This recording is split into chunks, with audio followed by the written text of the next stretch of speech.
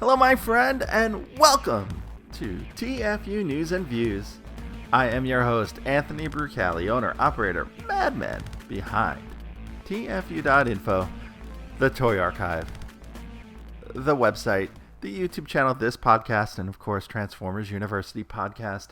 And oh my goodness, do I have a lot to talk about, a lot that's on my mind. So much so that I know I posted on Twitter, I think, and to the Patreon group that I was going to drop a really, really hot takes version of news and views, but things have changed in terms of some of the information we've had out there. There's been a lot of news in the last 2.5 weeks or so. It doesn't necessarily change my hot takes, but I've decided I had 5 pages of notes before some of the stuff happened this week, before the Fan First Friday, before John Warden left the brand to go on to a new position at Hasbro. And so I realized I have a lot to talk about, and I don't want to create one 4-hour episode or one 2-hour episode. So instead, I'm going to split this up into smaller chunks. And part of that is also because I really do want to get my thoughts wrapped around what I want to say.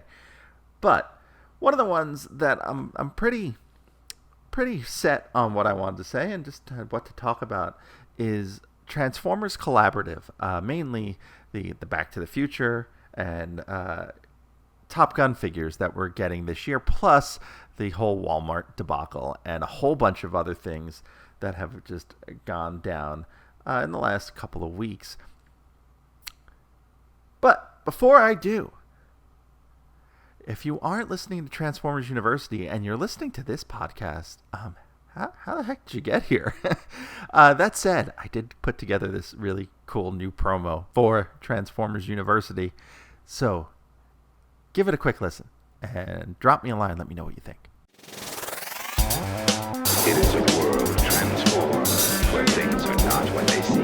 Transformers! Want to learn a bit about the Transformers? Think you know everything about Cybertron, but are looking to learn a little bit more?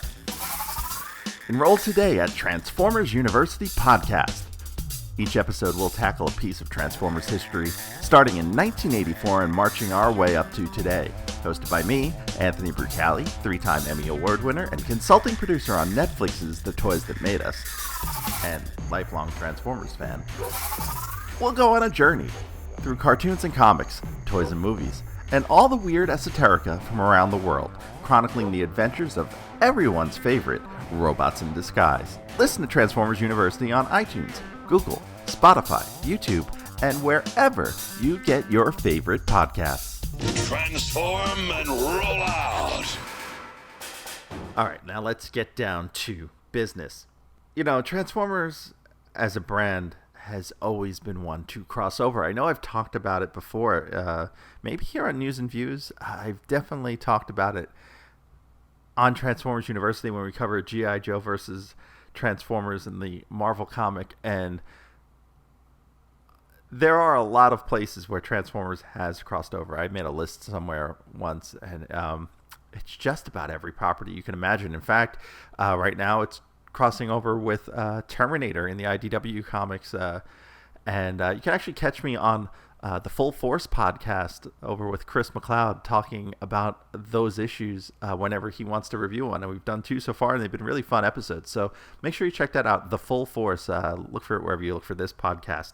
Now, last year we got Ghostbusters Transformers Collaborative figures to kind of launch that. I don't know, you call it a line? I guess it's a line. It's a branding for sure. And this year, we got to see, so far, or some of us got to pre-order, or maybe not, Back to the Future and Top Gun crossovers. Now, let's go through the timeline real quick about the Back to the Future figure. Now, if you haven't seen it, his name is Gigawatt, or Gigawatt, depending on how you want to pronounce that. It is a retool of the War for Cybertron Siege Sideswipe mold, or at least a shared engineering kind of reimagining of it.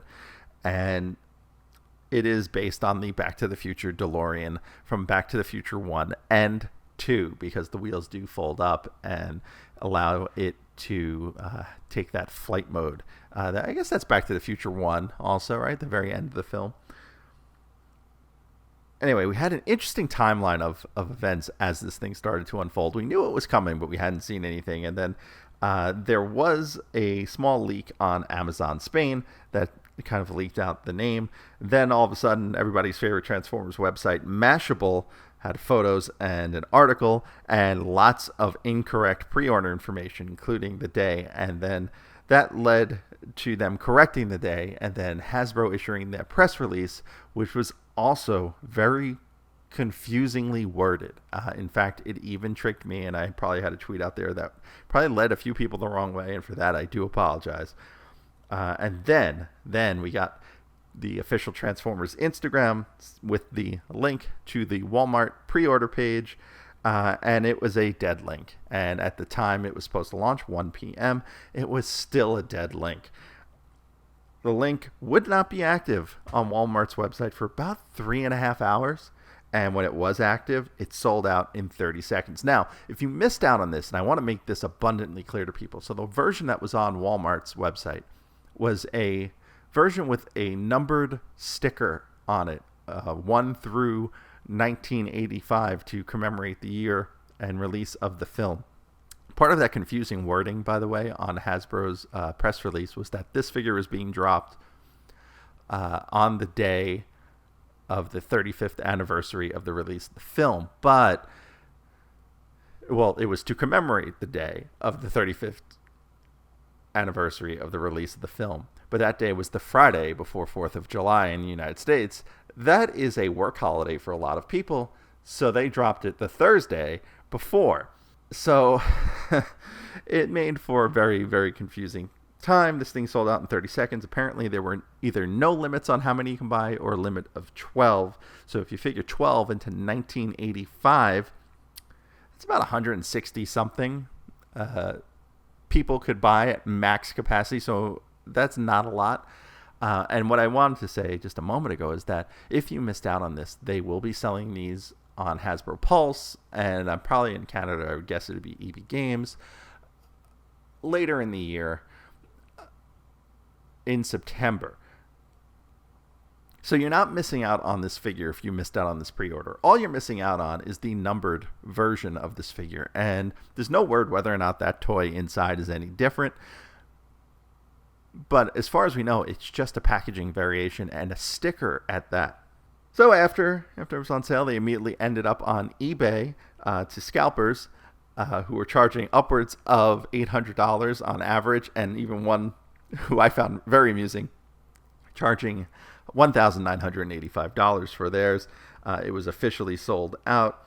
It was briefly back in stock the next day and sold out again. I don't know if there was just one or two that were canceled or what, but yeah, that is the debacle behind the Walmart release. Now, the problem with these sorts of things is that, one, Walmart doesn't care because Walmart just wants to push product. They wanted to sell about 2,000 units of this thing, and they did it in a matter of seconds.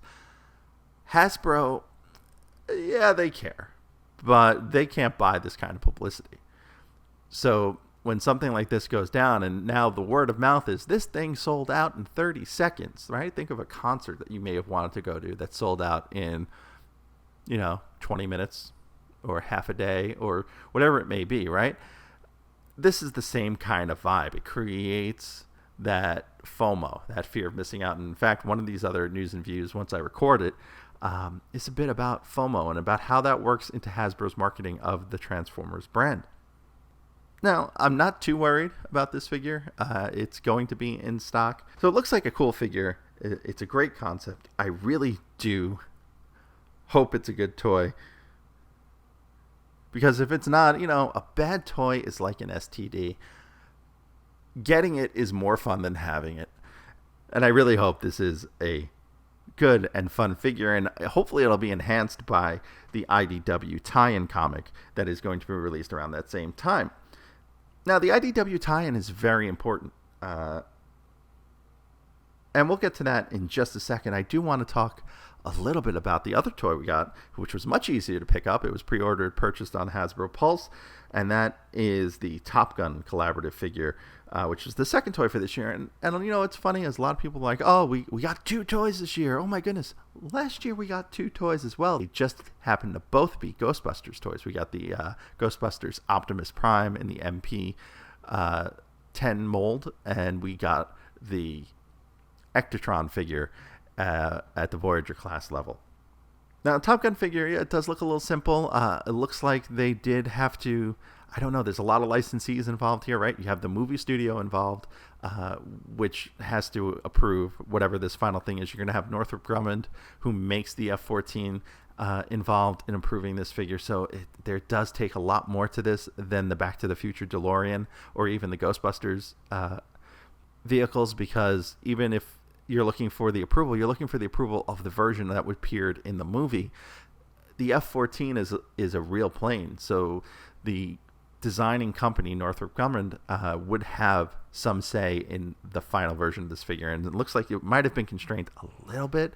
It's really neat that it comes with a volleyball to recreate the volleyball scene from Top Gun, though it didn't have any giant robots in it. I do like the helmet. I did pre-order this. Even if you look at the packaging is more in line with Top Gun than Transformers, which is a little odd since last year's collaborative figures were more Transformers packaging than Ghostbusters packaging, let's say. But it does leave us to wonder about what next year will bring for the collaborative project. It's funny how we work as a fandom, right? We don't even have the current figures in hand, and we're already talking about, well, what's next? What can you put in our hands next? It's something that goes with that FOMO that I've been really thinking on in terms of marketing, toy collecting, and the brand.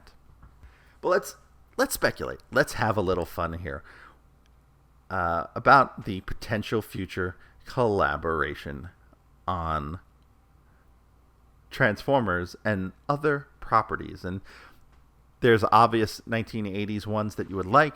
There's a lot of ones I hear people hoping for, and there's ones that I don't think we've really thought that hard about. And I've made a list. Of a lot of really ones that are possible, totally not possible, kind of out there.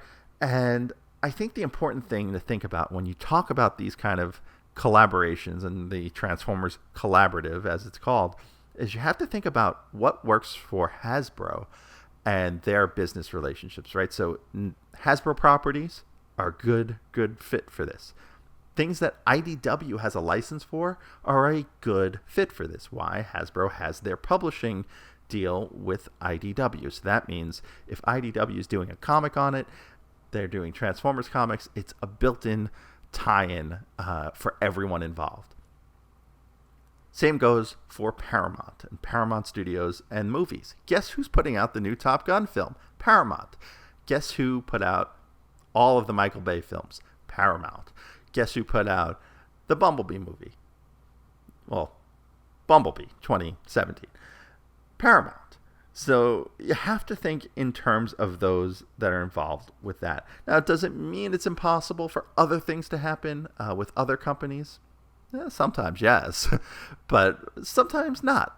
And we'll explore a couple of these ideas. So Hasbro's got a lot of properties that they could play with here and combine with Transformers. The obvious one, the one most people probably want, is G.I. Joe, right? A G.I. Joe vehicle that turns into a Transformer and probably sits a 3 3/4-inch G.I. Joe figure would be ideal. And, with G.I. Joe coming back this year, and then hopefully with a successful Snake Eyes movie, however that gets released, I hope this does happen. I mean, we've had crossover toys before that didn't transform, and we've had homages in the line from, Snowcat back in Energon, and then later in Universe, and then Viper more recently in Combiner Wars. We have figures that have had crossover appeal.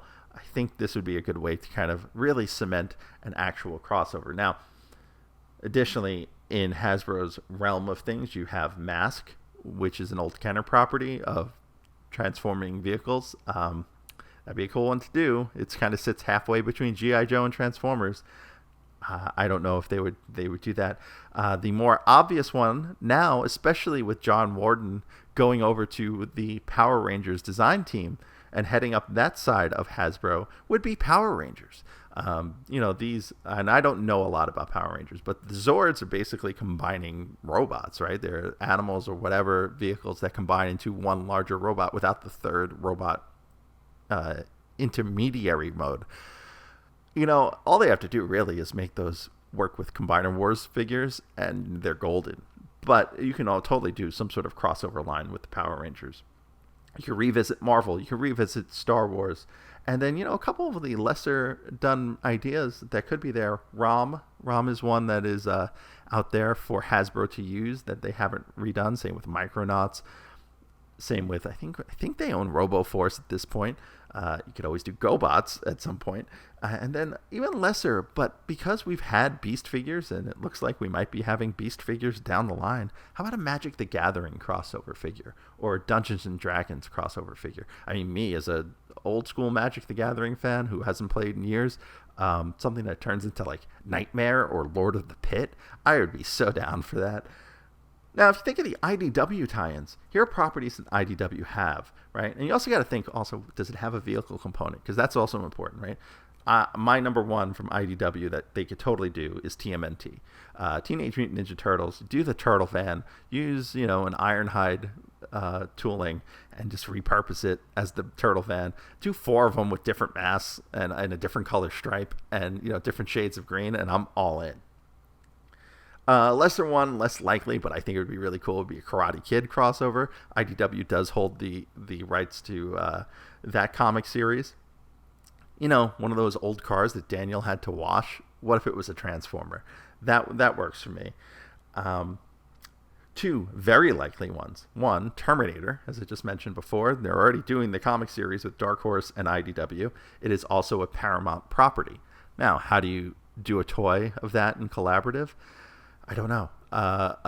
There's a Mack truck, right? And I want to say it's in Terminator 2. What if the Mack truck was an Optimus Prime, but it transforms and has a Terminator head, right? That would be one way to do it. Star Trek is also a Paramount property. So Star Trek is another one that's really likely because it's also an IDW comics license. So that's a good spot to be. Less likely, but more fun, would be something like Sonic the Hedgehog or DuckTales. IDW also has Judge Dredd as one of its licensees. I don't know if there's a market for that in this day and age, but, transforming, was that Dread Cycle? Is that what it's called, I think? And then finally, Godzilla. Godzilla would be one where I think that's kind of an obvious crossover. You take some old Grimlock tooling. In fact, there was a knockoff of the original G1 Grimlock back in the late 90s, early 2000s. That was basically a transforming Godzilla. Now, some of you are going to say to me, Ant, I want them to do the Batmobile. Yeah, that kind of leads up my list of highly unlikely. So let's talk about the ones that are just probably not going to happen. The Batmobile. Okay, so let's start there. That is a Warner Brothers property, right? So all that aside, Warner has not taken their toy lines to Hasbro in decades. So it's probably been since the late 90s since they had the Batman license. I just don't see it happening anytime soon. Is it likely? Could it be? Yeah, maybe. But the thing is, Warner, which is also owns DC Comics, and DC tends to line their toy lines up with Mattel, Hasbro's biggest competitor. Same goes for the Mystery Machine. If you want to do the Mystery Machine from Scooby-Doo, probably the same roadblocks there because it is owned by Time Warner. 2 sets of near impossibilities, Masters of the Universe and Thundercats. Both are owned by Mattel. Well, actually, Masters of the Universe is owned by Mattel. Thundercats is owned by Warner again, but they usually market through Mattel, so probably not likely. Another one that is just never going to happen, especially in light of recent events this year and prevailing attitudes in the United States, the Dukes of Hazzard. Just forget it. You're just never going to see it. Confederate flag is just not going to work on, well, anything. And a vehicle named after a Confederate general is just doubling down on, no, we're not going to do that. Don't expect it. Don't ask for it. At this point, just let it sit where it belongs in the past. Another one that probably won't happen is the Herbie the Love Bug. I know a lot of people have said they'd like to see Herbie based off of a Bumblebee, but where's the market for that? Who's buying that? I know some collectors are saying, yeah, that'd be pretty cool. Are you selling 2,000 of them? Are you selling 3 or 4 or 5,000 of them like you will be with the Back to the Future figure? No, you're not. And so that one just doesn't seem like it's going to happen. And also, it's a Disney product. And, Hasbro has a deal with Disney, but I just don't see the market there. A couple more that are Disney that maybe not, probably not. I am just joking around with some friends of mine. The Bluth stair car from Arrested Development. Anything from The Simpsons, the Homer, or the Simpson family car. Those are now Disney property via the Fox sale. But I just don't see that happening. One I kind of goofily mentioned was Goonies. That is a Time Warner property as well, and just doing One-Eyed Willie's pirate ship, just because I really want a good official pirate ship Transformer. Now, I have 2 more columns here of things that are more likely, give or take, and I think they revolve around 2 studios. If you move away from Warner, a lot of the big properties from the 80s and 90s tend to fall either with Universal, which is NBC, or Paramount, which is CBS. Now, Paramount tends to have some of the less in-demand ones that people have been talking about, whereas Universal tends to have the ones that I've seen come up on Twitter and on Facebook and whatnot. The Paramount ones would be more likely, but the Universal ones wouldn't be impossible. So the ones you would see out of Universal, the A-Team van, Knight Rider and Kit, right? Jurassic Park and the Jeep, or even Jurassic Park dinosaurs, right? Because they have a relationship with Hasbro through the figures. If I remember, the last line was done by Hasbro too. So there's a chance there. Maybe some less likely ones. The Flintstones, Transforming Flintstones car, it amuses me for some reason. Does it have the feet? Does it run on its own? Do you need still someone to kind of walk it? The Ferrari from Miami Vice. But where's the market? Are people really beating down the door to do the, Don Johnson's car from Miami Vice? You might as well go with Airwolf, which is another one I put on here, which is basically the A-Team van, but in the sky, right? And then I've also got Smokey and the Bandit, which, again, not much market. You wouldn't be able to do it 100% accurate because, there's a Confederate flag on the license plate. And Jaws, Transforming Sharks, always work for me.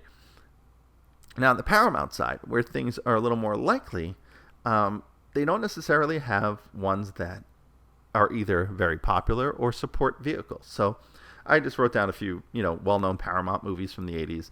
Beverly Hills Cop. Maybe there's like an iconic car. I think it's another Ferrari, isn't it? I think Magnum PI falls into one of these too. That would be pretty cool. The Magnum PI Testarossa. Oh yeah, wow! I got a long list here from Paramount. In fact, I started it further down. So let's talk about first the ones that are. I'll just go from my list and work my way down. Friday the 13th. There's something that turns into Jason. Okay, maybe. Beverly Hills Cop. Days of Thunder. You got stock cars we could paint up like that, but is there a Days of Thunder fandom? The Addams Family. I would go for a hearse. I would totally go for a transforming hearse that's tied into Addams Family. Same for Wayne's World. The Gremlin that they're singing Bohemian Rhapsody in Transforming. Yeah, that'd be pretty cool. Here's one that people love, but name a vehicle from it. Go ahead. Indiana Jones. Are we going to transform into a giant boulder or a mining cart? There's really not a lot I can think of that is vehicular, that is very iconic. Not that there aren't vehicles in the movie or any of those movies, but yeah, nothing. Here's one, and there was a famous knockoff around the late 90s. And I wouldn't say knockoff. It was off-brand. It was an original tooling, and that is Titanic. You can do a transforming Titanic. I don't know how well the future of that vehicle is going to go. Also, Paramount wants to think about Grease. Yeah, Grease Lightning transform, but again, where's the market? Mission Impossible, I've never really seen those films to know if there's a vehicle, but I would guess there isn't. Here's one I found that was kind of cool, but again, I don't think the demand is there. The Italian Job. Having a transforming Mini Cooper, yeah, I'd be down for that. Magnum PI, the transforming Ferrari Testarossa, and you can also tie that in with the car from Ferris Bueller's Day Off. That one might sell, surprisingly, right? What if that car was the one they did for a crossover? That would work. And then I've got some other random things here. Brady Bunch. I don't think you want a transforming station wagon. Happy Days. Again, I would love just a line of 50s cars. And then Taxi. Again, no market. But part of me really likes the idea of a transforming taxi and maybe some sort of Andy Kaufman tie-in.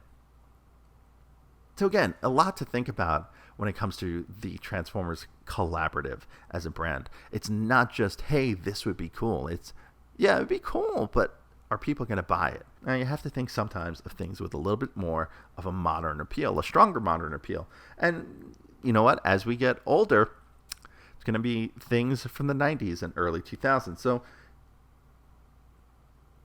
you know, things that were popular in the 90s. Could we do something based on Pokemon? Transforming Pokemon, right? I was going to say Digimon, but that is either owned or distributed by Bandai. There's some great toys that transform Digimon figures that digivolve from one form to another. What about Firefly? Transforming spaceships, always fun. That'd be a cool tie-in, and really got a deep nerd culture there if they want to do that. And then, you know, one thing hit me that was very 90s, and that really could probably work on this, and that would be a bus from that movie. I saw this in a movie about a bus that had to speed around the city, keeping its speed over 50. And if its speed dropped, it would explode. I think it was called The Bus That Couldn't Slow Down. So what do you think? A bus from The Bus That Couldn't Slow Down? Come on. Okay, but some things that might have a more modern appeal, right? Things that have been popular in the last few years. I mean, look, you're not getting transforming Game of Thrones toys, right? Or maybe. I mean, geez, you probably get those before you get the next book from George R.R. Martin. Fast and the Furious, that's a Universal series of films, right? So it's a little easier to do, not as easy as doing a Paramount film, but that might be one. Stranger Things, you could tie that into Dungeons and Dragons and Transformers all at once. That would be one thing to do. And then, I was thinking Netflix Voltron, if there's a way, because you know what, Playmates has the TMNT toy deal for the most part, but there's a lot of people that make Ninja Turtles toys. I think there's a way around their Playmates deal, if it isn't already expired, that Hasbro could really do something that would work, because Transformers and Voltron being both 80s properties, and Voltron having a modern resurgence, that is one they could sink their teeth into as a collaborative effort and get a lot of sales out of. Hey, want to help out this podcast or the website TFU.INFO?